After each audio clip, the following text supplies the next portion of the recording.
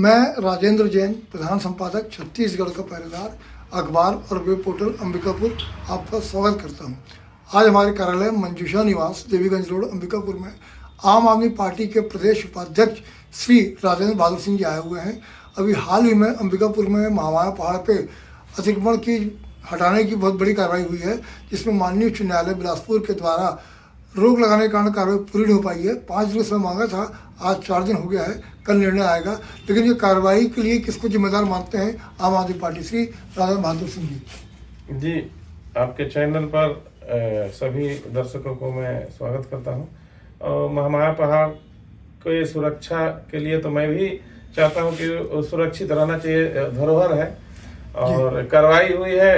अगर अवैध अतिक्रमण है तो उसका तो मैं समर्थन कर रहा हूं, लेकिन सवाल ये उठता है कि जब वो कब्जाधारी कब्जा कर रहे थे, उसमें उस समय किसके संरक्षण में वो कब्जा कर रहे थे, कौन सा विभाग के अंतर्गत वो आता था? अगर वन विभाग है तो वन विभाग के ऊपर भी गाज गिरना चाहिए था।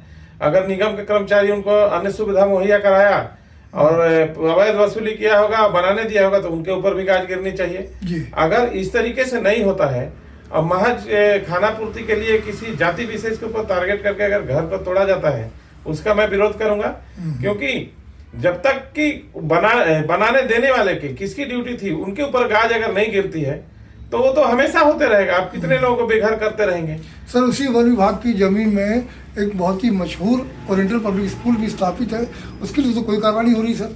बिल्कुल, मेरे को तो ऐसा लगता है कि कहीं बीजेपी कहीं ज्वाइन कर लिए होंगे, ऐसा भी हो सकता है। ऐसे लोगों का घर को बचाया जा सकता है। लेकिन मैं मांग करूंगा कि अगर किसी को बख्शा ना जाए, जो भी महामाया पहाड़ पर अतिक्रमण को लेकर मैं भी चिंतित हूँ, ऐसा नहीं होना चाहिए।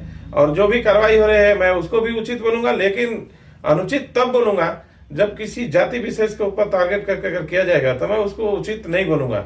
मैं ये भी मांग करूंगा कि जो लोग भी अतिक्रमण किए हैं, पूरा सफाया होना चाहिए, महामाया पहाड़ को संरक्षित करना चाहिए और उस पर और भी विकास की गति को तेजी लाना चाहिए, ताकि पर्यटक भी जाए और गणपति धाम बना है, मैं उसका भी स्वागत करता हूं। लेकिन किसी जाति विशेष को सिर्फ हटाना अनुचित होगा।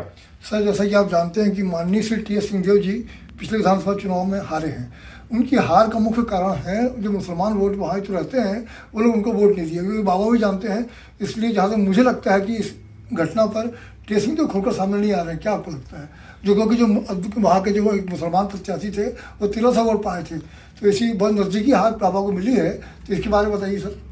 बिल्कुल, मैं तो बोलूंगा दोनों की गलती है। दोनों पार्टियां मिल के वोट बैंक की राजनीति की है और मैं ये मानूंगा ऐसी राजनीति नहीं होनी चाहिए वोट बैंक की। किसी छोटे छोटे बच्चे बिलख रहे हैं, मैं शासन से भी मांग करूंगा कि उनको मकान तोड़ना तो उचित है, ठीक है, अवैध अतिक्रमण था, लेकिन जो बच्चे हैं मानवता के नाते शासन उनको कुछ व्यवस्था करना चाहिए था। क्योंकि टेंट में छोटे छोटे बच्चे पड़े हुए हैं, या तो उनको खाना पीना ही मुहैया कराना चाहिए था, या हो सकता है कि उनको कहीं भी स्थापित कर देना चाहिए था अगर होता जगह। तो मैं तो यही बोलूंगा, पहाड़ से का अतिक्रमण का मैं समर्थन नहीं करूंगा।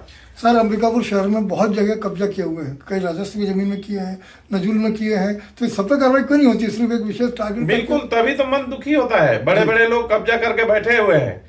कब्जाधारियों द्वारा भी किसी शहर के बहुत बड़े नेता के नाम लेकर भी उन लोग नारे लगा रहे थे कि उनके द्वारा बहुत सारा अवैध कब्जा किया गया है। आलोक दुबे, मैं नाम बताना चाहूँगा। हाँ, 127 एकड़ जमीन में कब्जा है उनका, उस पर कोई कार्रवाई नहीं होती है। बिल्कुल, शासन को जब करना चाहिए तो चारों तरफ कार्रवाई करना चाहिए। गांधीनगर क्षेत्र में भी हमने आवाज उठाया है, निगम में भी आवेदन किया हूँ परसों। देखता हूँ शासन कार्रवाई करती है कि नहीं। रोड के किनारे पूरा लाइन से दुकानें बनी है, अवैध अतिक्रमण है। मैं चाहूंगा शासन से कि ऐसे जगह में चिन्हांकित करके अतिक्रमण हटाए, पहाड़ के साथ साथ निगम की शासकीय भूमि को भी संरक्षित करे, ताकि भविष्य में कोई शासकीय भवन बनाना हो तो बनाया जा सके। आखिरी सवाल सर, नगर निगम चुनाव चल रहे हैं अंबिकापुर के, आपके प्रत्याशी राजीव लकड़ा जी ने आवेदन फॉर्म ले लिया है। अंबिकापुर में 48 वार्ड हैं, आप लोग कितने वार्डों में प्रत्याशी खड़ा करेंगे महोदय? हम लोग पूरा कोशिश में लगे हैं कि पूरे वार्डों में चुनाव लड़ेंगे। इक्का दुक्का अगर छूट जाएगा कहीं तो छूटेगा, नहीं तो पूरा कोशिश रहेगा कि पूरे में चुनाव लड़ाया जाएगा। क्या आपकी पार्टी कांग्रेस पार्टी समर्थन करेगी, उनका समर्थन चाहेगी? बिल्कुल नहीं, ना तो भाजपा से ना तो कांग्रेस से हमारा कोई नाता नहीं है। हम स्वतंत्र चुनाव लड़ रहे हैं। अब मेरा प्रयास रहेगा कि मैं आम जनता को अगर जो वादा करूंगा उस पर जरूर खरा उतरेंगे हम लोग। जैसे दिल्ली के तर्ज पर ही चुनाव लड़ेंगे, दिल्ली का विकास हुआ है वैसे शहर का विकास करेंगे। ठीक, बहुत बहुत धन्यवाद सर समय देने के लिए आपको।